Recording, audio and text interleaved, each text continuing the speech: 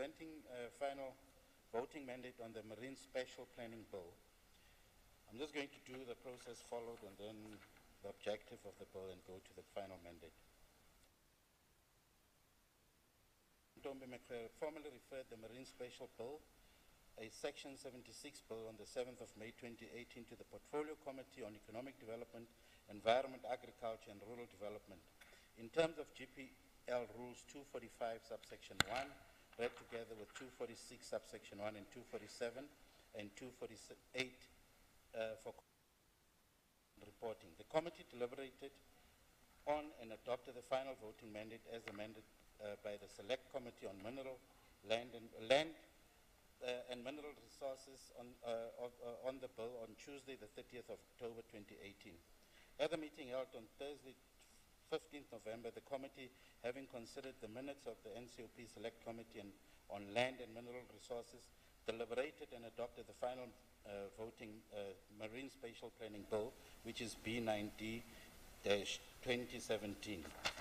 The objectives of the bill are as follows. A, to develop and implement a shared marine spatial planning system to manage a changing environment that can be accessed by all sectors and users of the ocean. Promote sustainable economic opportunities which contribute to the development of the South African ocean economy through coordinated and integrated planning. Conserve the ocean for present and future generations. Facilitate responsible use of the ocean. Provide for the documentation, mapping and understanding of the physical, chemical and biological ocean processes and opportunities and the threats to the ocean, and give effect to South Africa's international obligations in the South African waters. In terms of Section 65 of the Constitution, the Portfolio Committee on Economic Development, Environment, Agriculture and Rural Development confer authority on the Gauteng Provincial Delegates to the National Council of Provinces to vote in favor of the Marine Spatial Planning Bill, B90-2017. Thank you. Thank you, Speaker. Honorable.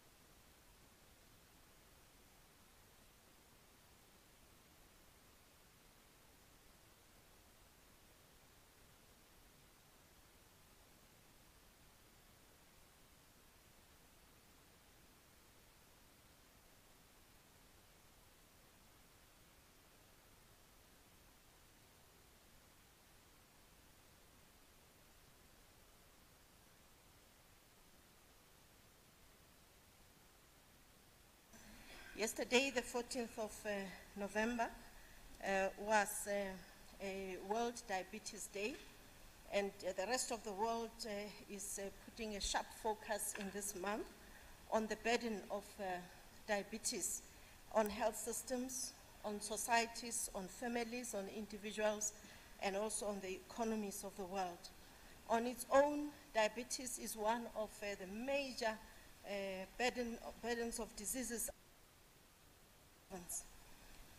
We want to remind members that they need to go and check their sugar levels, and that we also need to understand what is it that predisposes us to diabetes, and those who are already diabetic, diagnosed as having diabetes mellitus, to also make sure that they stick to treatment, and they also avoid complications such as diabetic foot, blindness, and other related illnesses, including also jointly with hypertension.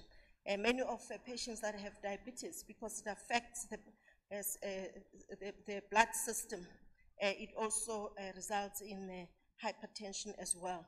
The International Diabetes Federation estimates that over 425 million people are currently living with diabetes. Most of these are a preventable diabetic case, which we say type 2, largely preventable through regular physical activity, a healthy and balanced diet, as well as the promotion of healthy living environments.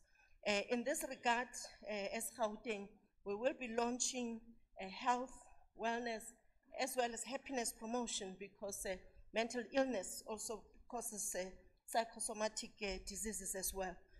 Tomorrow, so that we are all called to ensure that we are physically active, we live healthily, and we also have a balanced diet. In this regard, Gauteng also commits itself to ensuring that we prevent diabetes through regular screening in every sub-region in our province, and also that those that are found to be having early diabetes are treated early such. I want to thank you and encourage all of us to break the silence and beat diabetes. Thank you. Thank you.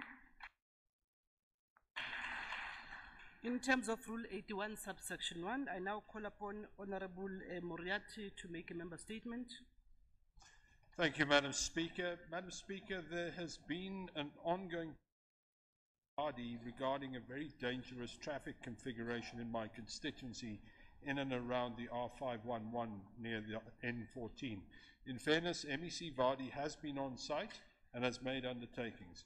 Moreover, his officials came up with a solution, and that was to put a traffic signal at the off-ramp of the N14 and the R511.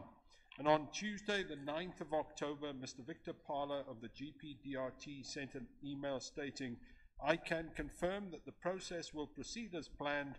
I can confirm that the matter will be expedited and will provide feedback by Friday relating to the program of action."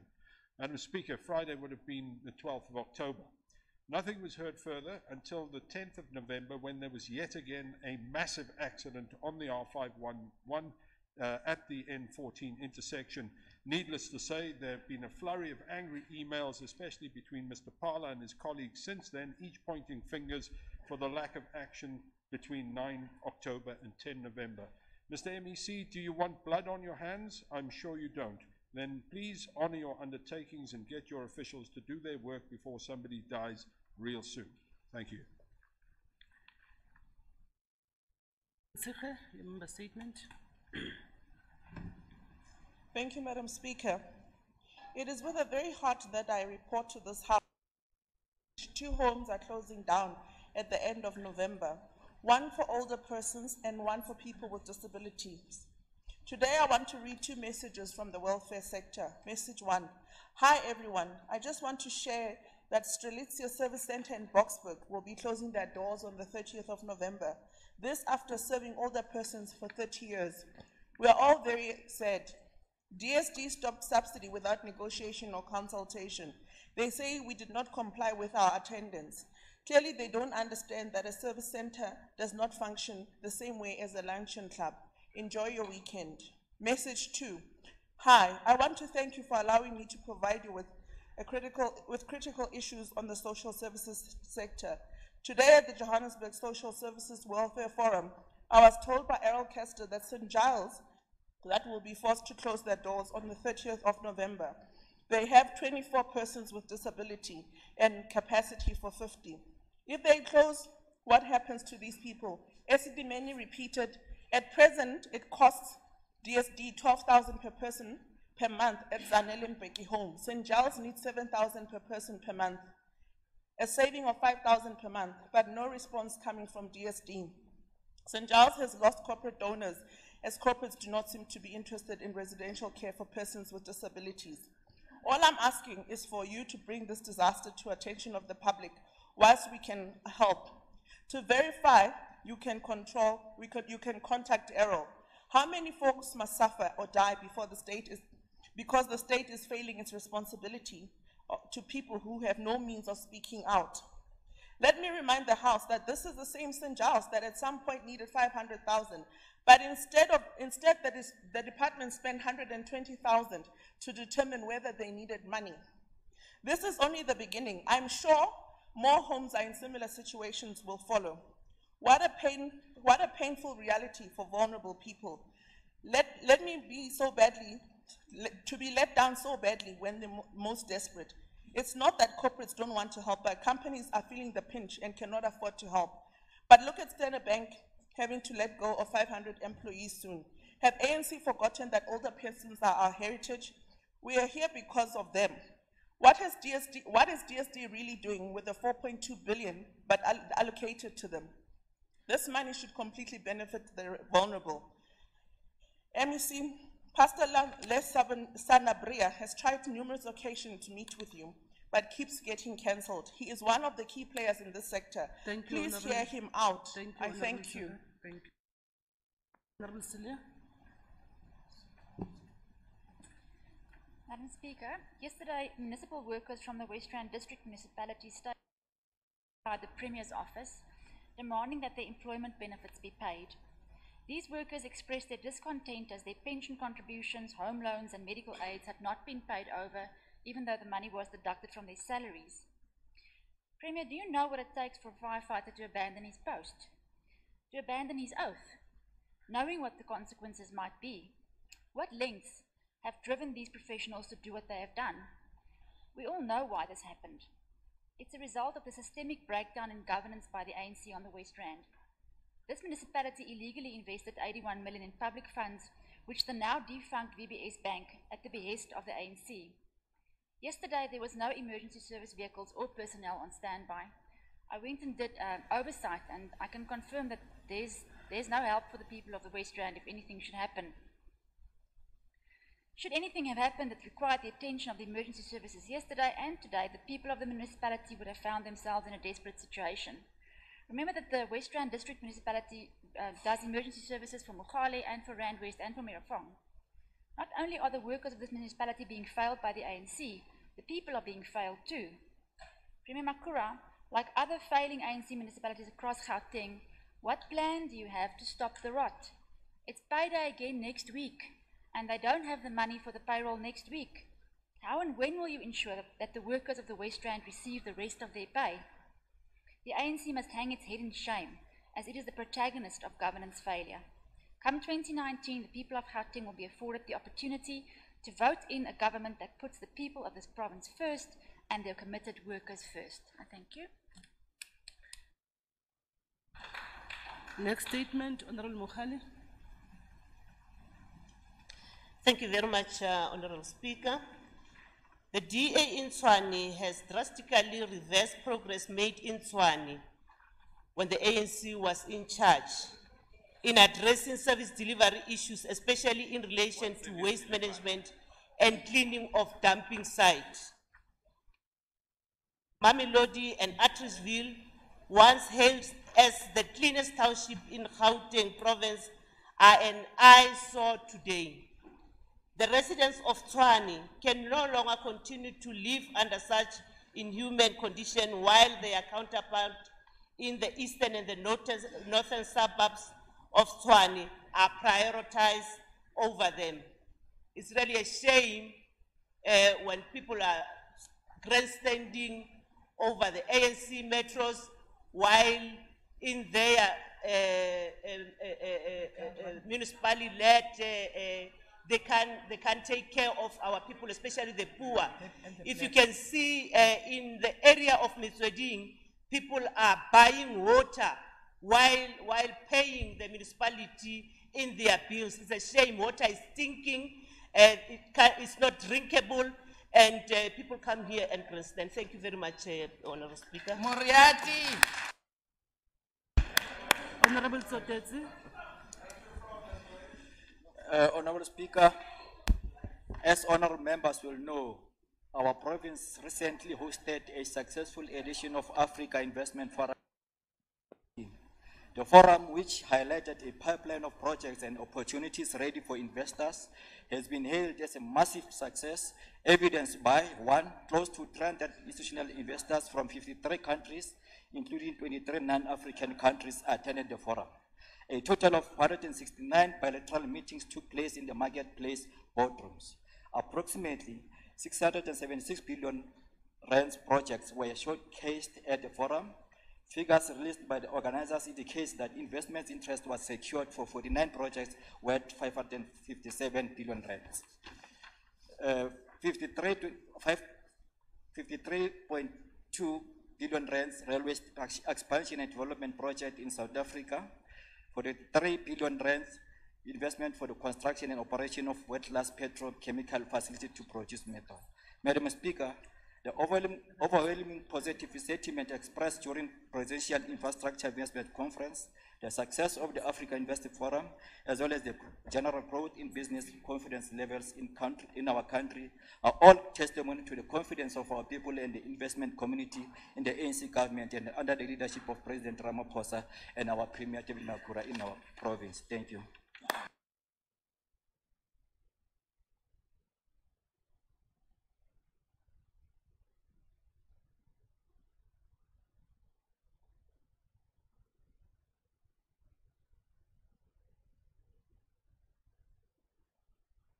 There's none.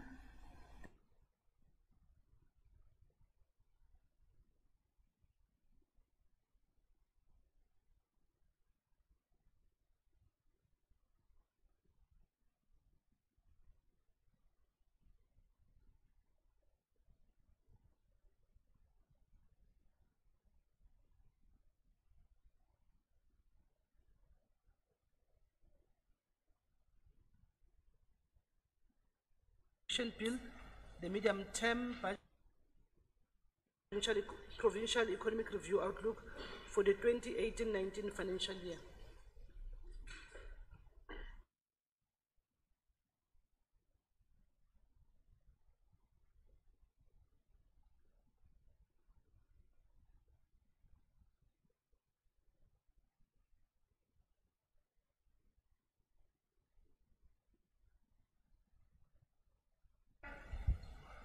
Colleagues in the Executive Council, Honourable Chief Whip, Honourable Members of this House, Mayors and MMCs present, Heads of our departments, CEOs of our public entities, representatives of business, organised labour and civil society, comrades and friends.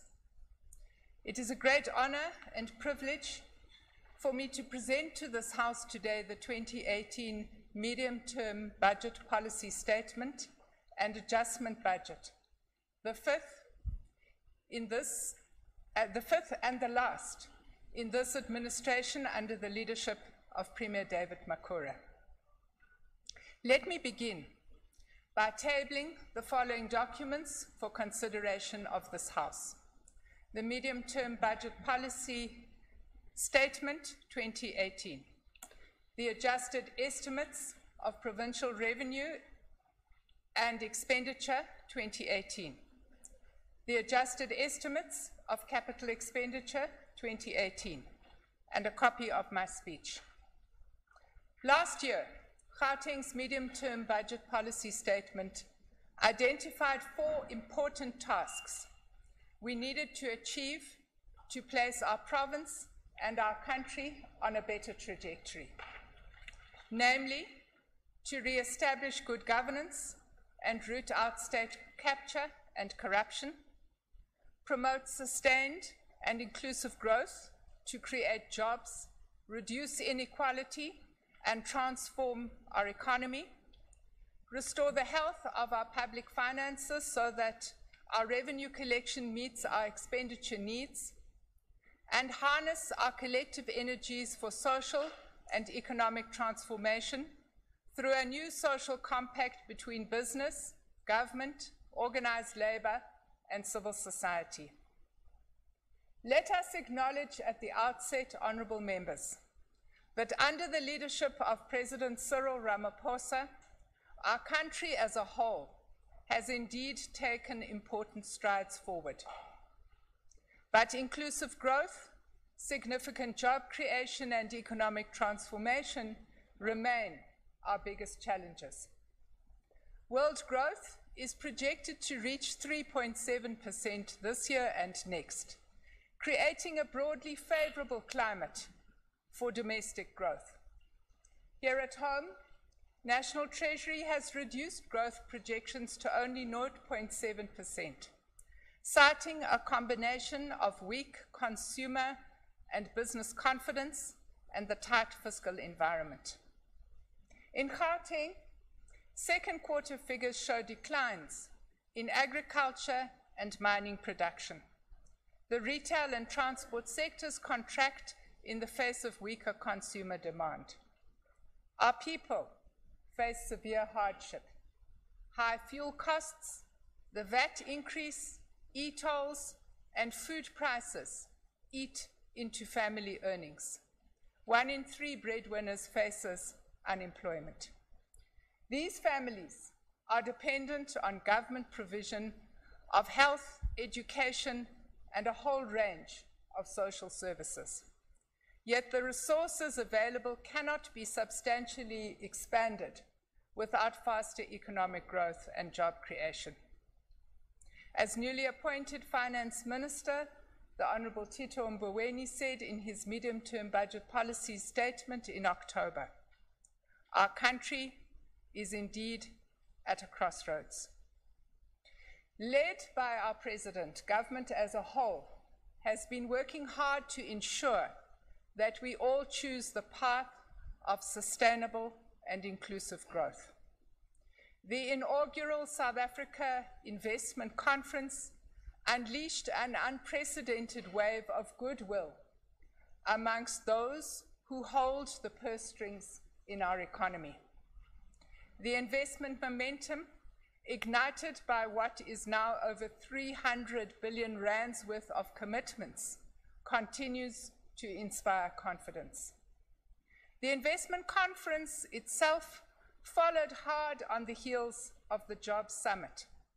Here, social partners signed a landmark framework agreement to drive job creation, job retention, and growth. Last week, our own province co-hosted the inaugural Africa Investment Forum, which brought together business, financial institutions, and governments in a single marketplace to close Africa's infrastructure gaps. In the course of the forum, the African Development Bank and its partners were able to screen projects, assist governments to improve the quality of bids, and introduce them to potential private sector partners. Provincial projects, including the Gauteng expansion, the Kopanong precinct, and the school building Triple P, attracted a lot of positive attention. The forum resulted in a total investment on the continent of $38 billion. Gauteng itself has proudly added $6.8 billion, or 92 billion rands worth of infrastructure investment to our province. A significant contribution to the President's efforts to raise $100 billion worth of investment in 5 years.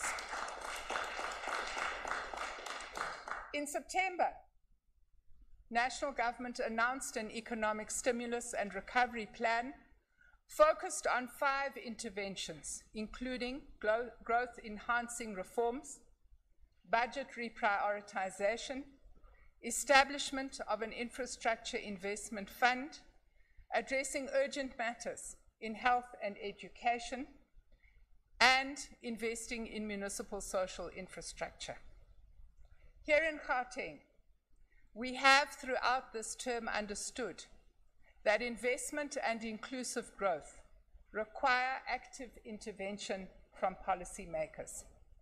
We will continue to ensure our province contributes to the national economic stimulus and recovery plan. Our target is to enhance our private sector partnerships, improve the ease of investing in Gauteng, ensure better public access to government services, improve the skills and employability of young people, and protect our vulnerable citizens from the worst effects of poverty and unemployment. In April this year, Premier Makura and Minister Rob Davies opened the revamped Provincial Invest SA one-stop shop. The purpose of the investment centre is to provide professional advice and reduce regulatory inefficiencies and red tape for potential investors. Since 2014-15, the Centre has directly facilitated 115 investments worth 10 billion in the Gauteng city region. These investments are divided into 6.9 billion worth of foreign investment and 3.1 billion worth of domestic direct investment. As a result, 14,500 jobs have been created. But more needs to be done. According to a recent World Bank report entitled Doing Business in South Africa 2018, our metro governments in Johannesburg, Tshwane, and Ekurhuleni underperform when it comes to the ease of accessing construction permits, getting electricity, registering a property, and enforcing contracts. It is clear that the conditions are ripe for investment in this city region. We can only appeal to our metros to seize the moment to enhance our competitiveness as a destination. Better public access to government services and enhanced efficiency in decision-making also promote a region's investment status. In this regard, the provincial government has taken important strides to modernize public services by making 36 online e-services available on a common platform. Our recent ICT audit shows there is still much room to streamline and rationalize services within the provincial government as a whole. We are still far from having a truly integrated smart city region, something we could make an affordable reality if the metros worked with us to combine their ICT plans and budgets. According to Dark Fiber Africa, Gauteng currently has over 10,000 kilometers of fiber. The time has come, honorable members, to look at how government and the private sector as a whole can jointly use this resource to speed up economic and public sector modernization. Madam Speaker, of concern to residents and businesses alike is the high crime rate in our province. We accordingly welcome the recent announcement by the Acting Police Commissioner, Major Max Marsha, of a crime crackdown over the festive season that will target aggravated robbery, cash-in-transit heists, an intensified war on drug traffickers and illegal miners, as well as protecting shopping malls and enforcing road safety regulations. What we all hope, Honourable MEC, is that our National Commissioner will come to understand that for citizens and business to flourish in this province, we need this operation each and every day in the new year. Fellow members, it is well known in this House that in this term, government has developed a provincial infrastructure master plan and set aside resources for a more inclusive spatial and economic landscape. In 2017-18, the Gauteng Provincial Government spent 11.2 billion on infrastructure delivery. This is the fourth year in a row where we have succeeded in spending more than 97% of the appropriated infrastructure budget. We have also worked hard to integrate new players into existing and new value chains and rebuild and modernize the city region. Through our infrastructure investment over the last 4 years, we have built 30 new schools and rehabilitated another 33. We have completed 2 new provincial hospitals and 3 clinics, as well as built 8 new libraries and 10 multi-purpose combi courts. We have upgraded 110 kilometers of roads and rehabilitated a further 345 kilometers. In the coming 6 months, we will be fixing another 50 kilometers of roads. Our infrastructure investment is estimated to have added 41 billion to the provincial economy over the last 4.5 years, to have created or sustained 265,000 jobs and created 499,000 EPWP opportunities. Over the next 18 months, our infrastructure spend can add a further 15 billion to the provincial economy, sustain 95,000 jobs, and create 260,000 EPWP opportunities. There can be no excuse, honourable members, for any provincial department or any municipality to underspend on infrastructure budgets. We must all be clear that in these tough times, to fail to spend infrastructure budgets is nothing short of immoral. It deprives our economy of much needed stimulus. It deprives communities of badly needed facilities. And most importantly of all, it hampers our ability to create work, which is the #1 priority of our citizens. Throughout the term, our government has pursued a systematic repositioning of the economy by using government's significant procurement muscle to drive economic inclusion and broad-based black economic empowerment. Over the past 4.5 years, Gauteng has spent 91% of our procurement budget, amounting to 76 billion rand, on procuring goods and services from 10,000 businesses owned by historically disadvantaged individuals. When Gauteng first adopted the open tender procurement system, concerns were expressed that this would undermine our economic transformation program. At that time, Premier Makura argued strongly that open and transparent government is no threat to economic transformation.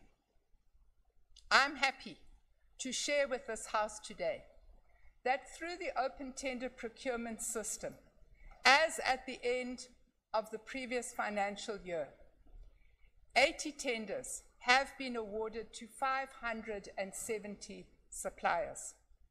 91% of these companies are black-owned. In rand terms, 88% of the spend went to these same companies owned by historically disadvantaged individuals. We can now say, without a shadow of doubt, there is no contradiction between good governance and economic transformation. Perhaps our most innovative approach is the Township Economic Revitalization Program.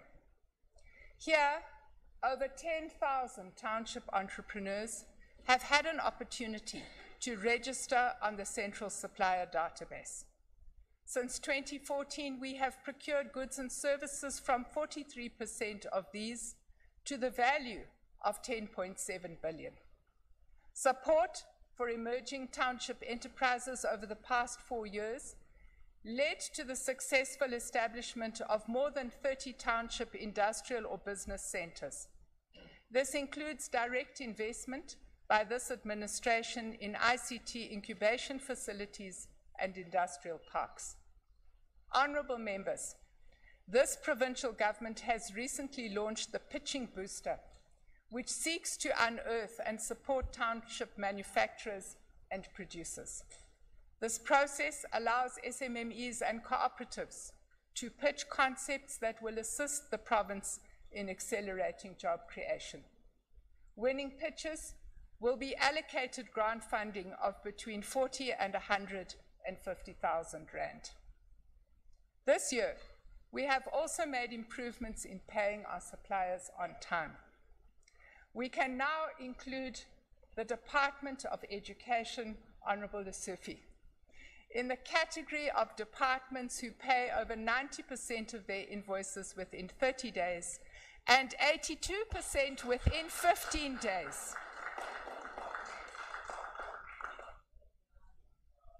Even the Department of Health, honourable members, has managed in the first 6 months of this year to pay 50% of its suppliers within 30 days.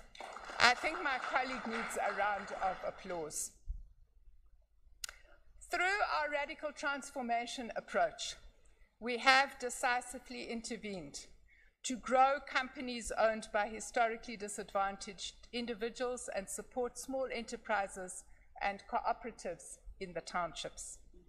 Many of these cooperatives and enterprises have been created through targeted spending on Gauteng's care economy. Every day, we provide nearly 1.5 million learners with a nutritious meal. We transport 100,000 learners to school. Since 2014, we have provided 894,000 food parcels to needy families. Over the past 4 years, we have distributed just over 500,000 school uniforms and over 1 million dignity packs. These services have not only benefited vulnerable individuals and families, they have also created sustainable livelihoods for 82,000 breadwinners. This includes 24,000 school patrollers, 17,500 food handlers, 9,000 scholar transport operators, and this one, honorable members, is my favorite one, 32,000 women who no longer need to be on the child support grant. They are now gainfully employed in cooperatives and micro-enterprises. CEPO 1 Million has been our most successful partnership with the private sector. We have provided more than 500,000 young people with specific skills and facilitated their access to the labor market. Gauteng Province has created 420,000 net jobs since 2014. Over the next 18 months, CEPO 1 Million aims to create a further 180,000 opportunities through training, internships, and self-employment initiatives. Concerted effort by government and the private sector has resulted in the first green shoots. Third quarter figures for manufacturing, retail, and mining sectors are showing a small upward trend. The quarter-on-quarter improvements are modest, but they do indeed offer renewed hope to us all. I ask you, honorable members, to join me today in commending our president for his very bold leadership of the economy. There is simply no other leader in this country at the moment who has gained so much confidence in such a short time from both black and white business. Today, we also celebrate the results of the Gauteng City Region Observatory's 5th Quality of Life survey, which were released on Tuesday. The survey shows that despite very challenging economic conditions and continual in-migration, the overall quality of life in the province continues to improve. Measured through a quality of life index made up of 58 different variables, overall quality of life in Gauteng has steadily increased from a value of 6.02 in 2011 to the current value of 6.30. The survey, the biggest of its kind on the continent, also indicates that satisfaction with provincial government in particular has improved since the last time the survey was run in 15-16. In spite of continued high levels of population and household growth in Gauteng, the survey shows that levels of access to services have remained stable. This is a considerable achievement. From 2014, Gauteng's population has grown from 13.2 million to 14.7 million in 2018, as per the mid-year population estimates published by Stats SA.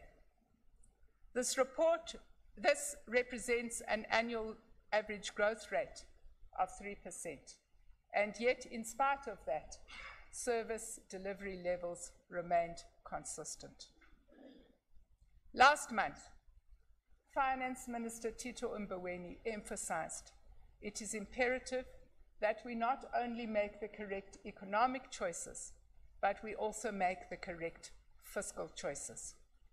He called on all of us to join a common battle to keep the expenditure ceiling so that we reduce debt and cut borrowing.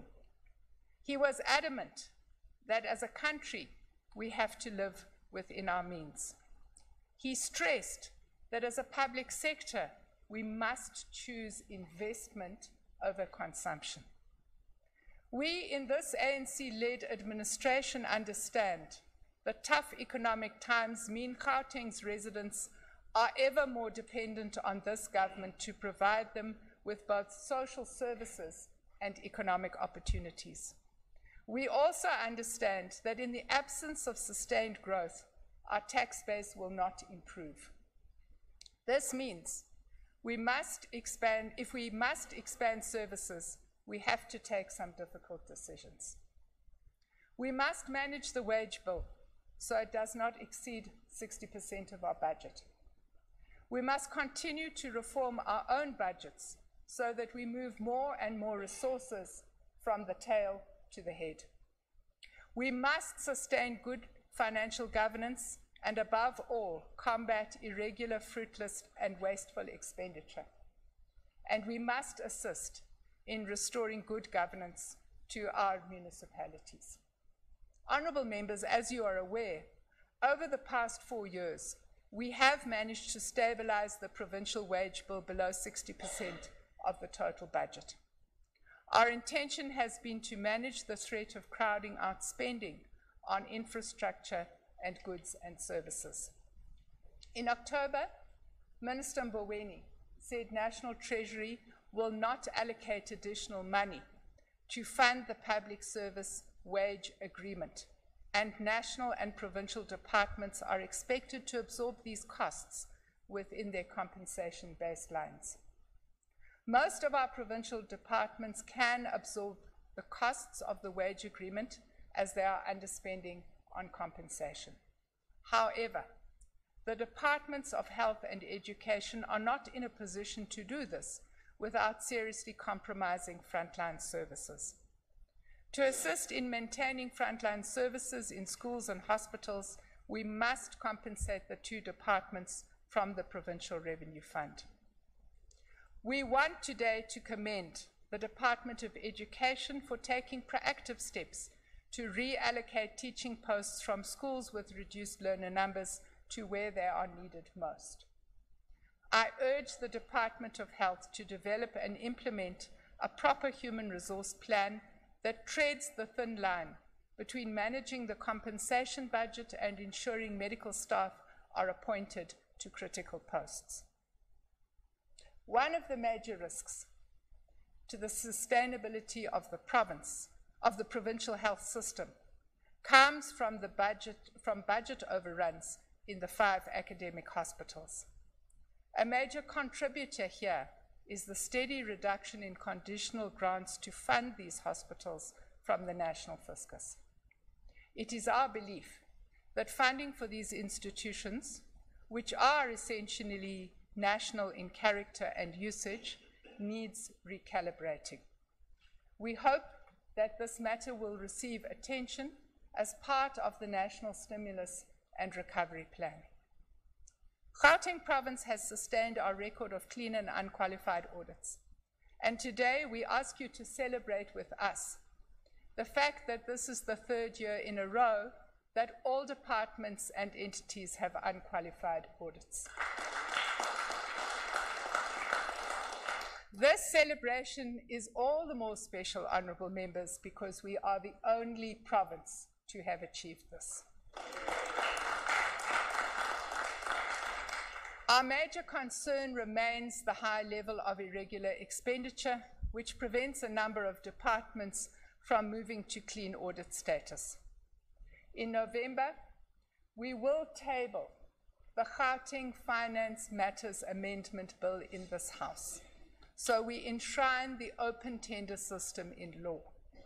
Last year, this system prevented 1.5 billion rands worth in irregular expenditure. In our view, it remains the only sustained and systematic instrument to eradicate irregular expenditure across the province going forward. The financial sustainability of our municipalities poses a significant risk to service delivery and the financial health of government as a whole. As honourable members know, provincial government has intervened in Mfuleni in terms of Section 139 of the Constitution. We are currently finalising the financial recovery plan with National Treasury. The focus on the development of a financial resources plan, revenue management, expenditure management, indigence management, and local economic development. We have also had several engagements with Eskom and Rand Water to discuss how we work together on debt recovery, distribution losses, and billing for services. As provincial government, we have already used our own resources to improve waste collection and road maintenance in Mfuleni. The West Rand District Municipality is also facing a difficult financial situation. A team from Provincial and National Treasury and COCTA recently conducted a high-level investigation into the municipality's finances. The report is currently being finalised for consideration by National Treasury and in due course by this provincial government. I want to report to you today that the independent forensic investigation made into the VBS investments by Merafong and the West Rand District Municipality should be completed by the end of the month. Over the past 4 months, I've had 2 rounds of meetings with district and local municipalities who tabled unfunded budgets this year. All have agreed to rework their budgets so they table funded budgets in the municipal adjustment process. Provincial Treasury cannot allow municipalities to table unfunded budgets. Municipalities, like the rest of us, must live within their means. We are also resolute that no department should owe municipalities for services and rates. We continue to work hard in the Debt Management Committee to ensure provincial government meets its obligations to municipalities. To date, in the current financial year, we have effected payments in this regard to an amount of 820 million rand. In preparation for this budget policy statement, provincial government solicited the views of Gauteng residents through a social media campaign. I want to thank the over 1,400 citizens for the comments and contributions we received. Your views have shaped the content of this speech and are already guiding today's adjustment budget as well as the main budget we will table in March next year. I include a few of the suggestions that are representative of what we received. Mtelisi Dlamini from Randburg said GPG must focus on opportunities to increase trade and investment in Gauteng province so we grow the size of our economy. Obakeng Mogoli from Gauteng and Loyiso Janchis from Johannesburg want more money spent on infrastructure so we create work opportunities and tackle unemployment. Mosinki from Noordgesig wants government to help young women to work rather than be dependent on childcare grants. Jacko Hubert from Centurion and Mohammed Riaz Baks from Lenasia want more money spent to keep young people productively occupied through skills development, entrepreneurship, and building of recreational facilities. They also want crime and drug abuse to be a major focus. Masangita Mashao from Vosloorus and Thabo Khumalo from Soweto want government to prioritize spending on health and education. We want to agree with the many public contributors who emphasize the importance of focusing spending on citizens' needs rather than on perks for politicians and officials. We also agree that it is important for all departments to heed the recommendations of the Auditor General so we improve overall financial governance in all departments. In the adjustment budget, Gauteng Province received no new allocations to the equitable share. The only money we received from national government consisted of rollovers amounting to 290 million rand. Accordingly, the provincial adjustment comes mainly from our own revenue collection, which fortunately has surpassed our revenue targets by 10%. In 2017-18, we successfully topped the 6 billion mark on collections. In fact, honourable members, Gauteng Province has managed to generate 25.5 billion in own revenue over the last 4.5 years. I now turn to the adjustment budget, which, as always, is guided by the Public Finance Management Act. Accordingly, it caters for unforeseeable and unavoidable events, the rollovers, and an allocation of resources which have become available since the main budget was tabled in March. An upwards adjustment of 1.9 billion is effected today. This takes the 2018-19 main appropriation from 121.4 billion to an adjusted amount of 123.2 billion. Additional funding is allocated as follows. The Office of the Premier receives a total additional amount of 128 million.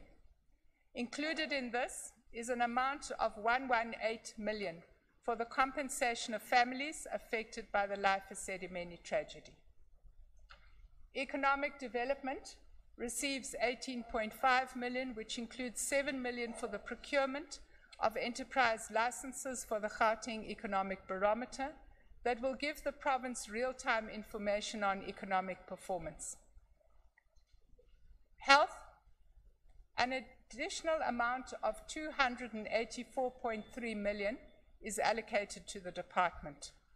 This amount includes 182.2 million for the improvement in conditions of service, 81.5 million for the South African Cuban Student Doctor Program, 20.6 million for the payment of revenue collection agencies, who I must say are doing a great job collecting patient fees from the Road Accident Fund, and a further 120 million for lease payments and the acquisition of machinery, furniture and equipment for the new office building, where the department has relocated following the fire at the Bank of Lisbon. Education, the department is allocated an amount of 438.2 million for compensation of employees. This includes 95 million to fill critical posts in districts, head office and schools. The remaining 343.2 million will be used to address the budget shortfalls in compensation. Social development, the infrastructure budget of the department is increased by 25.9 million to fund maintenance and provide for occupational health and safety requirements at several community facilities. 2.1 million comes from the Health and Welfare Sector Training Authority for the payment of stipends to 35 social work interns. Cooperative Governance and Traditional Affairs, a total amount of 65 million is added to the baseline of the department. This includes 20 million for servicing the pump stations on the Vaal River to mitigate effluent spillage, 10 million towards voter education awareness campaigns for the 2019 national and provincial elections. Human Settlements receives 49.2 million earmarked for the payment of rates and taxes to municipalities to cover outstanding debt for RDP houses awaiting transfer and 5 provincial hostels. Roads and Transport receives an additional infrastructure amount of 329.9 million to finalize the rehabilitation of road infrastructure projects that commenced last year. 42 million is specifically set aside to continue maintenance work on roads in Mfuleni. Community safety, a total additional amount of 32.5 million is added to the baseline, of which 20 million is to support projects that strengthen police visibility, crime prevention, combat drug abuse, and promote road safety. Agriculture and rural development receives an additional amount of 20 million to implement the Bontle Kibuto program, which includes waste collection in Mfuleni. Sport, arts, culture, and recreation receives an additional 86 million to fund the construction of 7 libraries and to complete other capital projects, including the Women's Living Heritage Monument and the Provincial Archives Centre. The department also receives a total additional amount of 5.5 million to support cultural festivals and emerging township productions, all of which support locally produced content. The Department of E-Government receives an amount of 100 million to assist with shortfalls on the operating costs of the Gauteng broadband network. Honourable members, as I move towards conclusion, I would like to express my thanks to Premier David Makura, who over the last 4.5 years has inspired us with his vision of a transformed and modernized city region, and has earned our respect through his integrity and humble spirit of public service. My colleagues in the Executive Council for friendship, support, and teamwork, the honourable members of this House, and in particular Finance Portfolio Committee under the leadership of Honourable Sakiwe Kamalo, for diligent oversight of our province's finances. Team Treasury, led by Ms. Nomfundo Chabalala, who works tirelessly and always with wisdom in managing our finances and supporting departments, entities, and municipalities. The citizens of Gauteng, who give us a mandate to govern and have offered me so many useful tips on social media on how to grow our economy and spend our budget. And finally, my family, who support and inspire me each and every day. Honourable members, as we struggle to make the right choices, choices that must help our country and our province and our people to prosper, it is important to draw inspiration from the father of our democratic nation, one of the world's greatest leaders whose centenary we celebrate this year. The late President Nelson Rolihlahla Mandela advises optimism in the face of adversity. He counsels that part of being optimistic is keeping one's head pointed towards the sun and one's feet moving forward. He says there were many dark moments when his faith in humanity was sorely tested, but he would not and could not give himself up to despair. And so, we too here in the Gauteng province will not give up, no matter the complex difficulties we face. Instead, we will keep our heads pointed towards the sun and our feet forever moving forward. I thank you.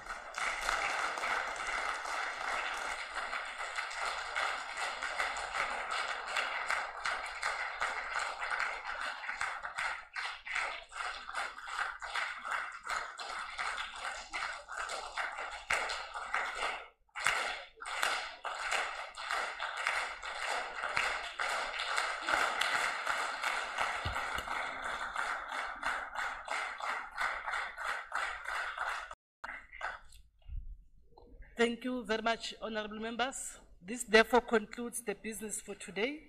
Our next sitting will be on Monday, the 26th of November 2018 at 10 hours sharp. Thank you very much. The meeting is adjourned.